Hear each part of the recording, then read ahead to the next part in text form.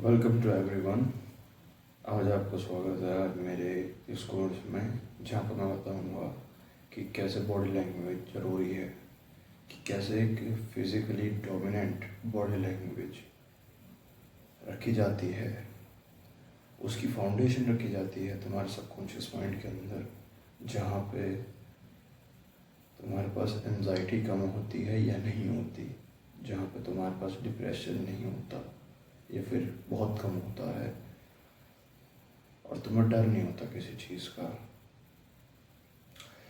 बहुत से लोग बचपन में इतना ट्रॉमा देख चुके होते हैं, इतना ट्रॉमा अपने साथ लेके आ रहे होते हैं कि उनकी ऑटोमेटिकली बॉडी लैंग्वेज चेंज हो जाती है। ठीक है, उनकी ऑटोमेटिक ही बॉडी लैंग्वेज ऐसे कंधे आगे होते हैं, ठीक है, पेट पेट छुपा कर रखते हैं वो अपना, ठीक है, इस बॉडी लैंग्वेज में रहते हैं। तुम्हारे आसपास लोग दिख जाएंगे जो हंसते हैं बार बार और नीचे की तरफ को देखना चालू कर देते हैं, हंस के नीचे देखना, हंस के दूसरी आंखों में ना देखना, या फिर सर नीचे करके आंखों को ऐसे देखना किसी और की तरफ को, ठीक है, ऐसे ऐसे करके देखना। तो ये जो चीज़ हैं, कुछ ऐसी सटल बॉडी लैंग्वेजेस हैं, ये बहुत ही ज़्यादा लो टेस्टोस्टेरोन और वीकनेस की निशानियाँ हैं। अगर आप जैसे कि जैसे हमारे जितने भी एजुकेशन सिस्टम है यहाँ पे इंडिया में, इसमें नहीं सिखाया जाता कुछ भी। इसमें बस मास्टर एंड स्लेव वाली रिलेशनशिप है। यहाँ पे एक मास्टर के आगे 40 स्लेव्स हैं। बचपन से ग्रूम किया जाता है कि कैसे तुम्हें कैसे करना है। टीचर बोलेगा, आएगी मैडम चिल्लाएगी, थप्पड़ मारेगी, काम कर लो नहीं तो मैडम मारेगी। बचपन से यही कहते हुए आए हैं, मारेगी मैडम, मारेगी। क्यों मारेगी? काम नहीं किया, पिटना, एंजाइटी, डर। उस कहानी सुनी है, जब हाथी छोटा सा होता है तो उसके गले में पतला सा धागा बांध देते हैं, रस्सी बांधते हैं, ताकि हाथी भाग ना पाए। शुरुआत में तो हाथी में इतना बल नहीं होता, वो उस रस्सी को तोड़ नहीं पाता, उससे बाहर नहीं निकल पाता। पर जैसी जैसी हाथी बड़ा हो जाता है, वो उस रस्सी को फिर भी नहीं तोड़ पाता। क्यों? सिंपल, उसकी मेंटल कंडीशनिंग हो चुकी है कि वो उस रस्सी को तोड़ ही नहीं सकता। तो इसी तरह से बिल्कुल सेम हिसाब से ही हमें बचपन से कंडीशन किया गया है इस एजुकेशन सिस्टम के अंदर, कि मैडम्स की, सर की, टीचर की, जो भी हमसे ऊपर है, जो भी हमारे, जिसके भी हाथ में हमारे माँ बाप का नंबर है, उसकी बात मानो। ठीक है, ये बातें, ये कंडीशनिंग हमें कही गई है। क्यों माने भाई, क्यों माने? तो 20 साल का मैं हूँ, 12 सालों से, जब से मैं पास आउट हुआ हूँ स्कूल से, उसके 3 साल बाद अब ये भी, बचपन से अब तक मुझे बस कहो, लिखो, पढ़ो, यही सारी चीज़ें सिखाए जा रहे हैं। क्यों? अगर तुम्हें आज ही अफ्रीका में फेंक दिया जाए, ठीक है, और कहा जाए कि जाओ अपने आप से सर्वाइव करो, जियो अमेज़ोन में, अफ्रीका के जंगलों में, जी लोगे क्या तुम? सर्वाइवल पॉइंट ऑफ व्यू से नहीं कह रहा, कि मेंटली उससे कह रहा हूँ कि अगर तुम मेंटली प्रिपेयर हो कि मैं सारी चीज़ों की रिस्पॉन्सिबिलिटी खुद लूँगा, खुद पानी लेऊँगा, खुद पानी ढूंढूंगा, आग खुद लगाऊंगा, ऐसे पेड़ पौधों को ढूंढूंगा जिससे रात को मच्छर नहीं आते जलाने के बाद, खाना ढूंढूंगा अपना खुद का, और हो सकेगा तो एक आधी बंदे को अपने साथ और बचाऊंगा, उसका जीवन भी। क्या ये जितनी भी डिसीजन मेकिंग है, ठीक है, क्या ये हमारे अंदर बना रखी है, हमारे अंदर पहले से है? नहीं है। कैसे करेंगे ये सब? एजुकेशनल सिस्टम ने हमें बस जो कहा वो कर लो, ये कहा ये कर लो, ठीक है, और नहीं करोगे तो मम्मी मारेगी, पापा मारेंगे, टीचर पीटेगा, मैडम मारेगी, आओ तुम्हें प्रिंसिपल के पास ले जाओ, आओ तुम्हें वाइस प्रिंसिपल के पास ले जाएं। बकचोदी हुई है दबा के बचपन से हमारे साथ, ठीक है। अभी भी मेरे साथ, अभी भी कॉलेज में यही हुआ था, अभी पिछले हफ्ते ही हुआ था शायद। फालतू की ऐंठ है अथॉरिटी में भरी हुई।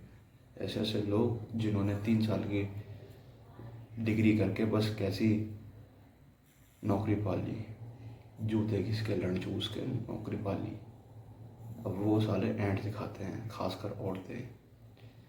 एक बात तो मैंने देख ली कि आदमी उतनी ऐंठ नहीं दिखाएगा। जब जितने भी यंग मैन हैं, जितने भी हमारी उम्र के जितने भी लोग हैं, 17 से लेकर 25 तक के आदमियों पर कभी आदमी मुश्किल ही होगा, आदमी जो होंगे जो ऐंठ दिखाते होंगे। और ख़ासकर जो हमारे जैसे तगड़े आदमी होंगे ना, उन पर तो कभी ऐंठ दिखाते हैं। पर औरतों को में ये डर नहीं है। औरतों को लगता है कि वो ऐंठ दिखा के भाग जाएंगी, बच जाएंगी, क्योंकि हमेशा से अथॉरिटी रही है उन्हें बचाने के लिए। क्या किया जाए, ऐंठ तोड़नी है।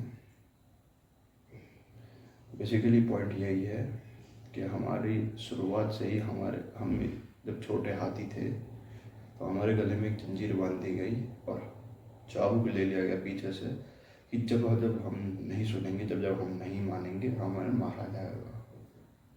और ये जो चीज़ है, ये चीज़ चलते चलते चलते चलते अब इतनी आगे तक आ चुकी है कि अब हम जब 12th पास कर लेते हैं तो हमारे सोचने की जो शक्ति है बिल्कुल ख़त्म हो चुकी है। हम सोच नहीं पाते। मैं देखता हूँ, मेरी एक छोटी बहन है, मैं यहाँ पर कभी कभी बैठ के सोचता हूँ कि इतना जोर दिया जा रहा है सामने वाले की विल को तोड़ने के लिए, इतना जोर दिया जा रहा है सामने वाले के अंदर से कैसे काम निकाला जाए, उसे मार के, डरा के, धमका के कैसे किया जाए। सबसे पहले तो हमें ये कंडीशनिंग तोड़नी पड़ेगी, ठीक है। हम इंडिया में रहे हैं, इंडिया का इतिहास शुरुआत से ही ऐसा था। हमारे यहाँ पर कॉलोनियल पावर्स आई, ब्रिटेन ने हम पे राज किया। हमेशा से वही ब्रिटेन वाला सिस्टम ही जो उन्होंने इम्पोज किया था, वही सिस्टम हमारे ऊपर अभी भी चल ही रहा है, ठीक है। सेम पुलिस रिफॉर्म्स भी बिल्कुल सेम है, सेम जुडिशल रिफॉर्म्स भी वही सेम है, सेम सिविल राइट्स भी सेम है, सेम मिलिट्री रैंक्स और उनके रिक्वायरमेंट्स बिल्कुल सब सेम है। बदला कुछ नहीं गया है।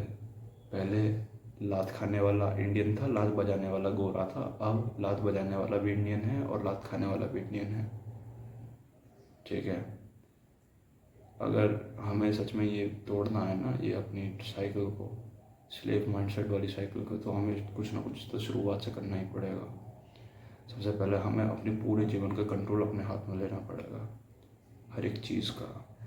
हमारे दिमाग में कौन सा विचार जा रहा है उसका भी, हम क्या सोच रहे हैं उसका भी, हम क्या कर रहे हैं उसका भी, हमारे मुंह से क्या बातें निकल रही हैं उसका भी, हमारे चलने का हर एक कदम पे रखने का तरीका वो भी, हमारे आँख, बॉडी लैंग्वेज, आई कांटेक्ट, ठीक है। और जितनी भी ये सारी चीज़ें हैं सबका भी। पास्ट को हम बदल नहीं सकते, और पास्ट तो अब तुम थोड़ा फिलोसफिकली अंडरस्टैंड करोगे तो पास्ट एग्जिस्ट नहीं करता। पास्ट सिर्फ तुम्हारे दिमाग में एग्जिस्ट करता है, रियलिटी में कहाँ है पास्ट?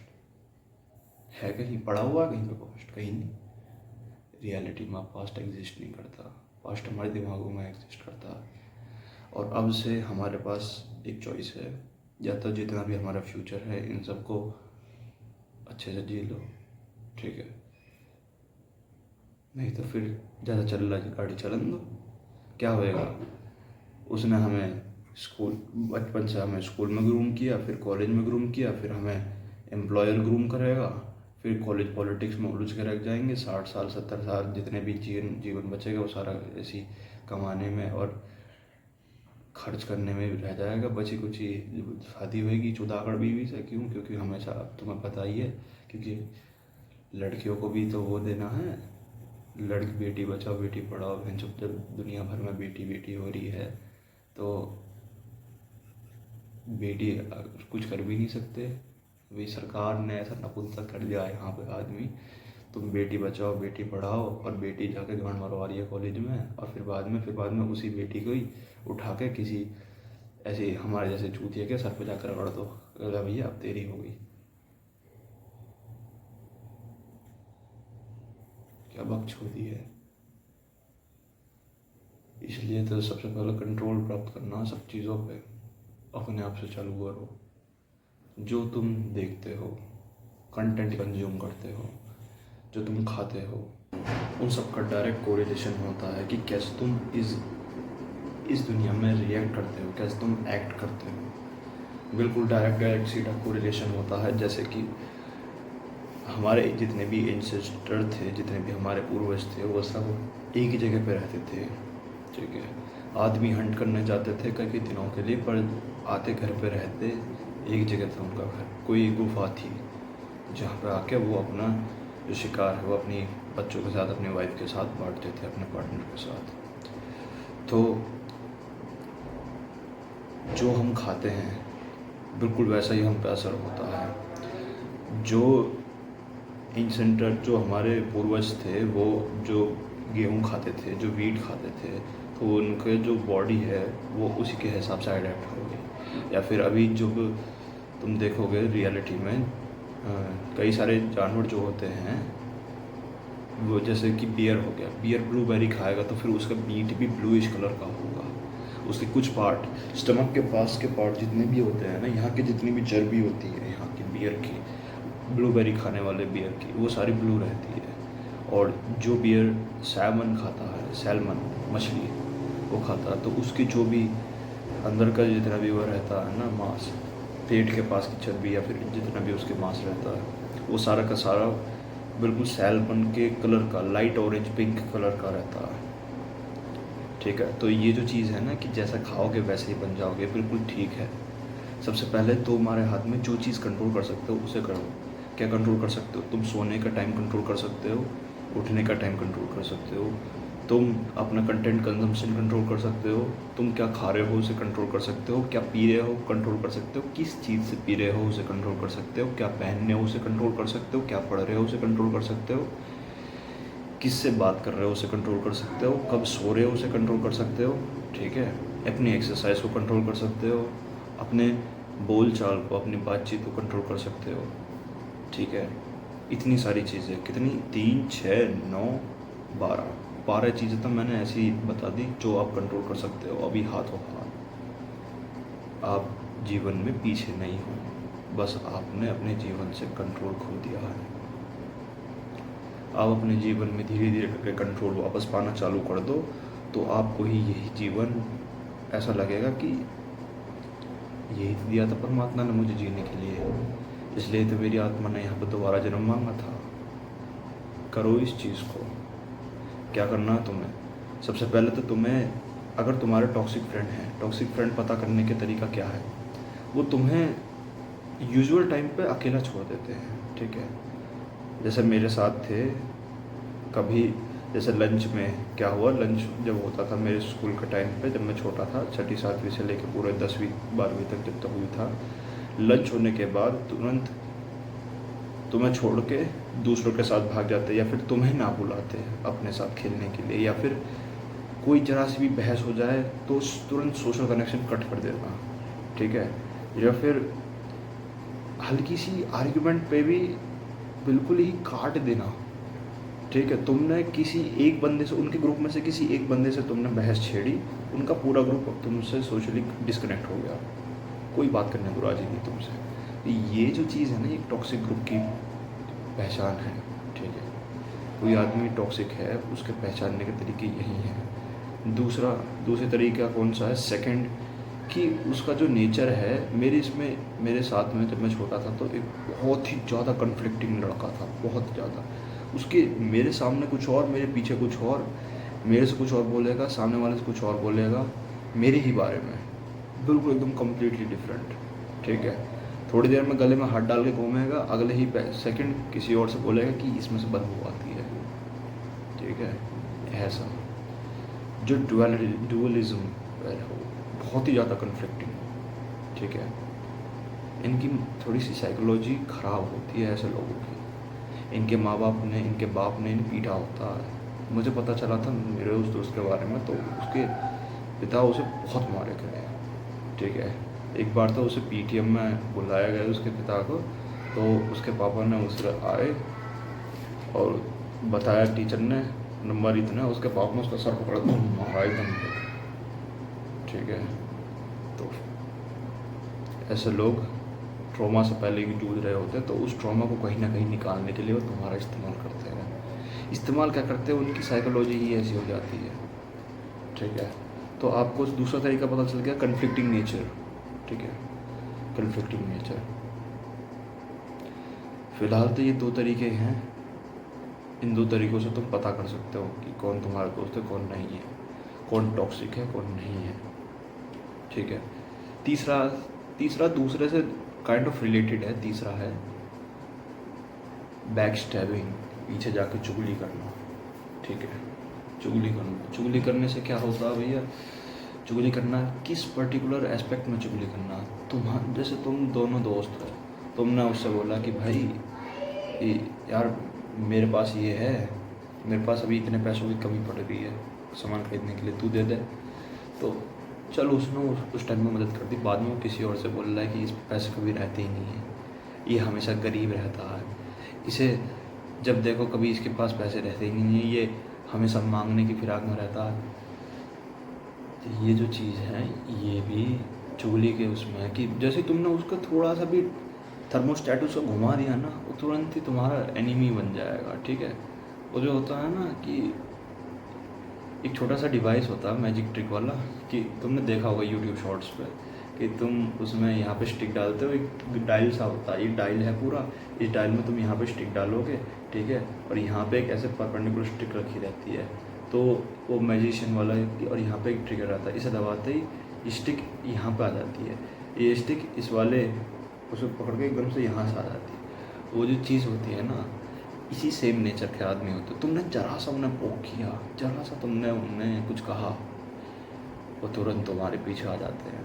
ठीक है, तुमने किसी का भला किया या फिर उनकी बात पे डिसएग्री किया या फिर थोड़ा सा मजाक कर दिया उनके साथ, या फिर कुछ ऐसा किया जो उनको अनकंफर्टेबल लगा, थ्रेटनिंग लगा, उनकी सेल्फ इमेज के लिए, उनकी रेपुटेशन के लिए, क्या करेंगे वो तुरंत के तुरंत ही कोई सा एक एहसान जो कई साल पहले किया होगा ना, तुम्हें वो याद करा देंगे। और कई बार तो ऐसा होता है कि मैंने ये जो 4 केस डिस्कस करे हैं, ये चारों के 4 एक ही व्यक्ति में होते हैं, और तो ऐसे बहुत सारे कॉम्प्लेक्स केसेस और हैं जिसके अंदर आदमी इन सारी की सारी क्वालिटीज़ होती हैं उसमें। मेरे साथ जो लड़का था, जो मेरे साथ पढ़ता था, उसमें ये सारी चीज़ें थी। Quite disturbing. तब तो समझ में नहीं आया कि मैं अकेला क्यों हूँ। ठीक है, या फिर मेरे साथ ऐसा क्यों होता। ठीक है, क्यों मुझे ही टारगेट करते हैं मैं, पर बाद में समझ में आने लग गया। Everybody knows when the time comes. आज उससे कोई बात नहीं करता, कोई नहीं है उसके पास। ठीक है, कोई नहीं है, जानते सब हैं उसे, पर कोई ना बर्थडे पे आता, ना खेलने के लिए बुलाता। ठीक है, कोई नहीं आता। ठीक है, तो ये ह्यूमन नेचर है। तुम्हें भी अपने आप को कंट्रोल, अपने आप से ये सारी की सारी चीज़ें कंट्रोल कर लेनी है। That's it.